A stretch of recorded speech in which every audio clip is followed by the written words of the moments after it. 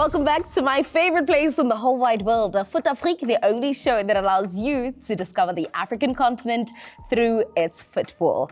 Now, we're talking all things about the CAF Champions League. As we know, tonight is the last dance. A new champion will be crowned. The big question is, would it be Esperance Tunis as they go for their 5th title? Or would it be Ahly, who want to extend their record, as we know that they're the record holders of this competition. They've won it more times than anyone before. I want to know from you, because we have been denied goals in the first leg. If you were a commentator, what would your slogan or your signature be whenever there's a goal? Whenever there's a goal? Yes. What would you say? There's your camera. Okay, whenever there's a goal, I would just be like, goal! I like that commentary. I like it. You like when those? It stretches, just emphasizes it. That's all I will be saying as a commentator. So obviously that's why I don't have that job today. So yours would just be goal, but just stretched. Yeah, just stretch. Well, I guess commentators from tonight, or the ones who will be commentating the CAF Champions League, are hoping that there will be goals and we won't be pushed into penalties. We've been denied that as the first leg played out to a goalless draw. Esperance Tunis and beg your pardon, not Mamelodi Sundowns, Ahly to be exact. But let's just talk about that game. It was Esperance Tunis who dominated possession, but Ahly's defense said, ain't no way.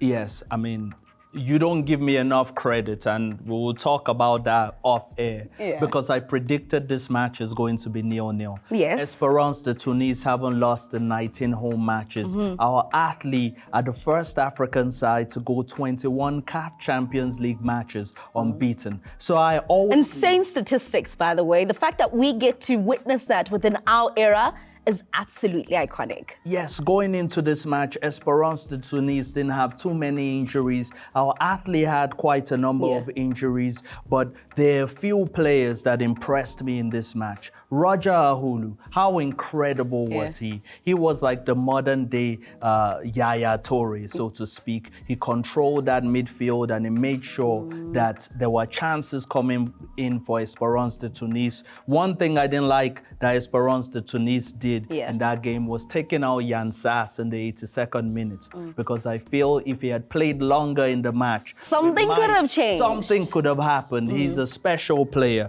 For our Ahly, I wasn't so impressed with your Percy Tau's. Percy Tau, maybe it's time for him to move on. Wait, when you say move on, you mean to a different club? Yes. What makes you say that? Maybe come back to the PSL. Why? Offensively, our Ahly didn't impress me in that. Of course, it was only when they had the inclusion of Afsha who came in, right? Yes. And that's when they looked as if they could possibly penetrate the defense of Esperance Tunis. Yes. So, defensively, I want to stay on the topic of Percy Tau. Yes. Explain to me why you believe that he should move and why you feel that he's not the puzzle piece that Ahly currently need now. Listen, Percy Tau showed me glimpses of the CAF, not the CAF Champions League, the African Nations Cup rather. Okay. Percy Tau is what I saw in that game. A bit timid, a bit shy. And I just felt like I've seen Percy Tau play much better than this. And he hasn't really given us the best of him in our Ahly shirt. Remember, he cost a lot of money. I was about to say, when you play Percy Tau, are you more confident in getting the best out of him if you play him off the wing, or you allow him to penetrate through the middle? I think down the middle, for me, personally, I would play Percy Tau down the middle. He has that explosive pace. Sometimes he has that little air. You don't want to give him a wing so he has more pace and gets to run more? For me, down the middle, because our Ahly have some incredible players. Ali Malou also getting injured early in the game was a bad one for our Ahly, because defensively they were okay, but in the middle of the park is where they let me down. Marwan Attier he had an okay game, and Imam Ashur for me was the most disappointing player in our Ahly setup because he's meant to be like the creative engine room of our Ahly, help the likes of Mohamed Salah on the national level, but he just couldn't shine in that game. Let's talk about Al Ahly. Now, this is a team that we know they play the Egyptian style of play. They know that they're playing away from home. So obviously, their first instinct is, we are going to park the bus. Don't let them score. They're going to play a defensive game, which is exactly what they did. Do you not believe that that was intentionally the game plan? Their priorities were not, let's score. If we do get a goal, that's good, because we know back at home we will score. Yes.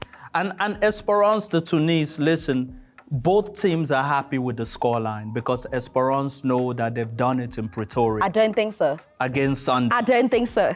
They could do it in Cairo. Mind you, in Cairo, this is going to be in front of a hostile crowd. Al Ahly is highly fancied in this competition. Yeah, but Esperance, they could have gotten one goal at home. Did you see them against Petro de Luanda? But this is Al Ahly, the reigning champions, record holders of this competition. Yes, I know what you're saying. Okay. But remember, Esperance are no slouch themselves. They've won it in 1994, 2011, 2018, 2019. Put some respect on their name. Good luck.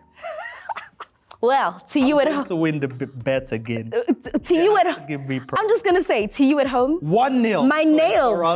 My nails say it all. The color of my nails are signifying that the Red Devils will reign supreme yet again.